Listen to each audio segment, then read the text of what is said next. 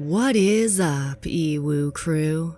Today, we are going to be discussing a case so strange, it'll leave you wondering what exactly the truth is, and what could be one massive, terrifying lie. If you enjoy true crime, mysteries, and true stories, be sure to hit the like button and subscribe.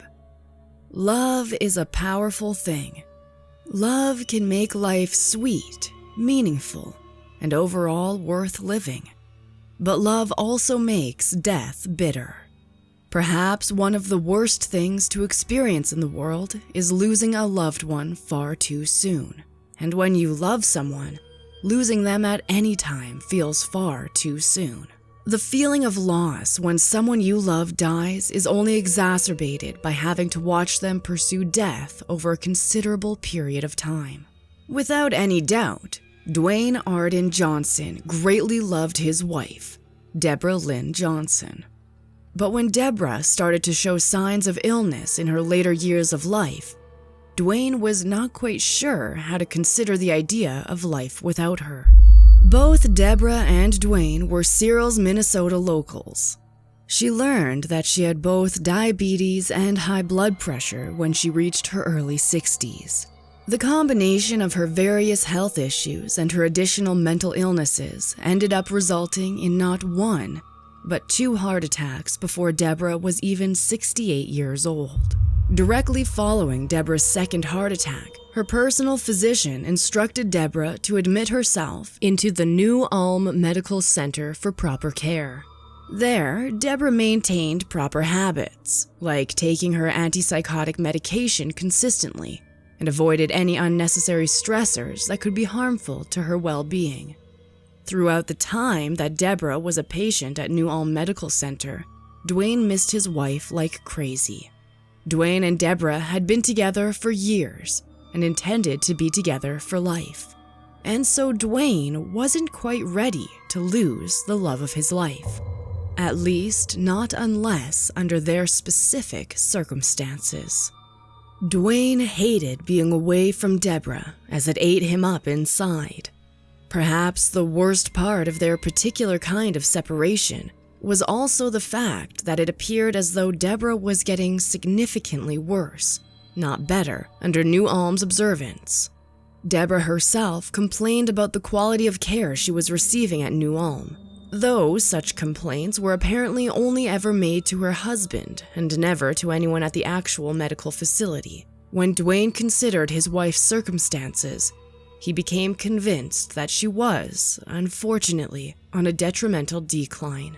So, against direct medical advice, Duane made an effort to remove Deborah from New Ulm Medical Center and ultimately take her home. According to Duane, he and Deborah both agreed that she appeared to be getting worse in her condition. Duane asserted to Deborah that he simply couldn't watch her suffer anymore, to which she agreed, and allegedly begged him to take her home from the nursing facility. In fact, Duane claims that Deborah even asked him to simply let her die already.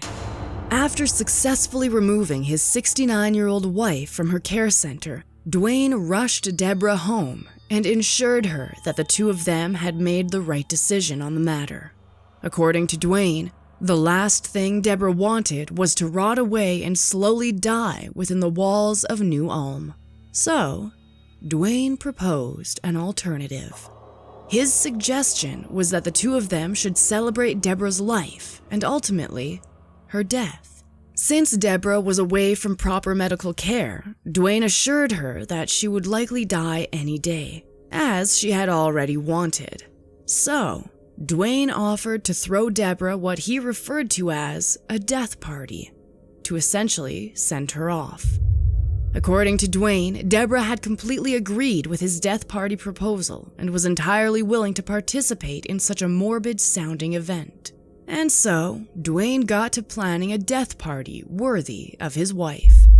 He collected all of her favorite foods, drinks, and allegedly, according to court documents, meth.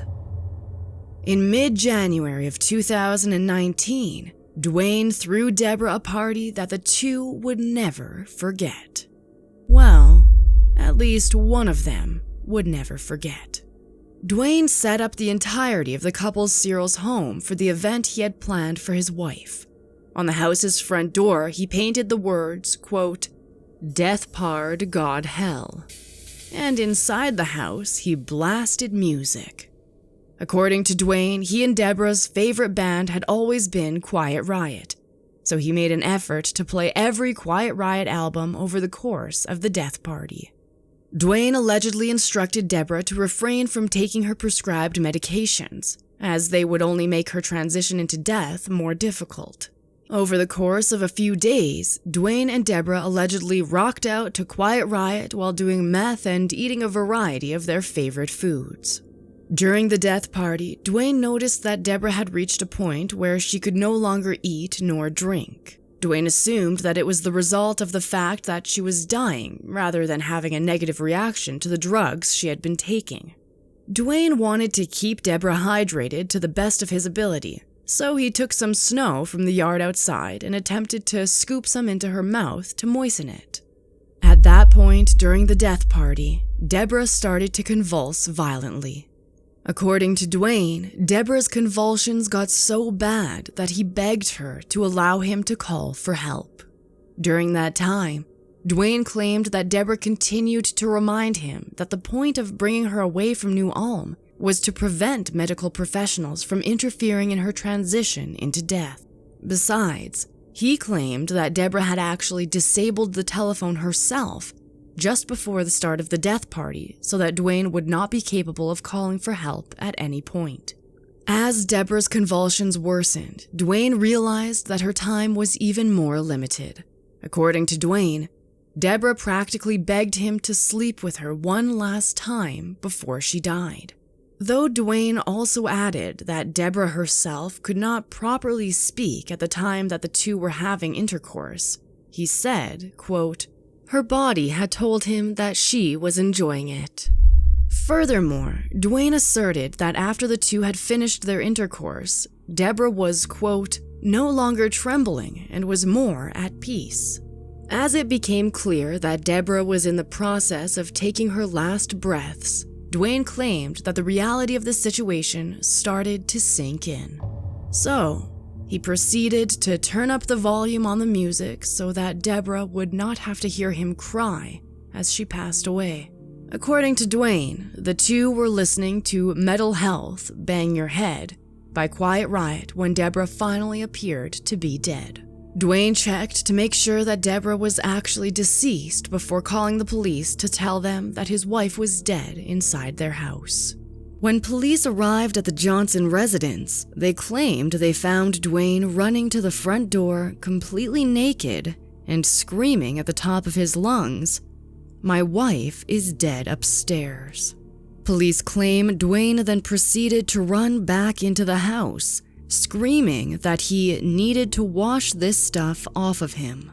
Police officers entered the home behind the nude man and reportedly found him sitting in the bathtub in the couple's downstairs bathroom, washing himself with soap and bleach.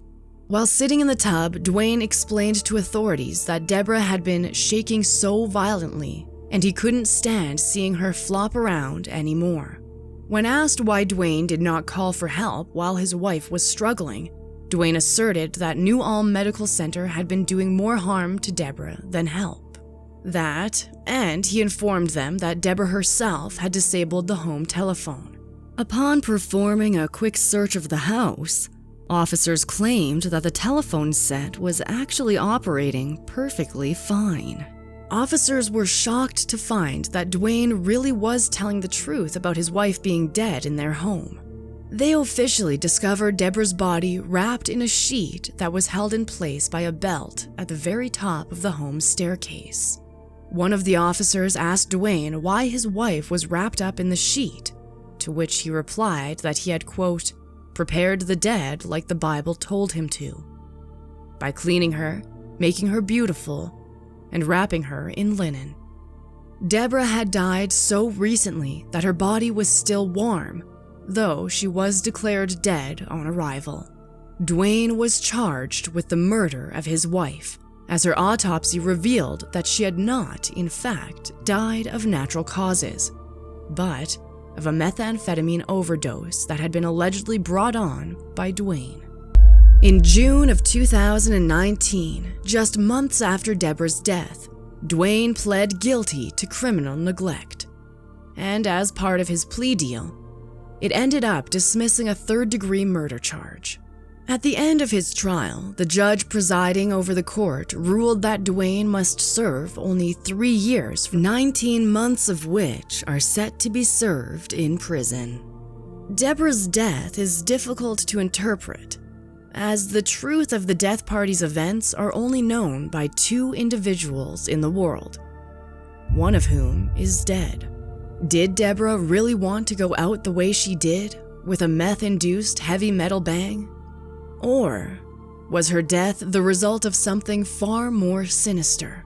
Did Duane bring about the death of his beloved wife out of pity of her health condition? Or was it done in cold blood? Unfortunately, we may never know the truth, but what we do know is that love is truly dangerous and can bring people to do terrifying things.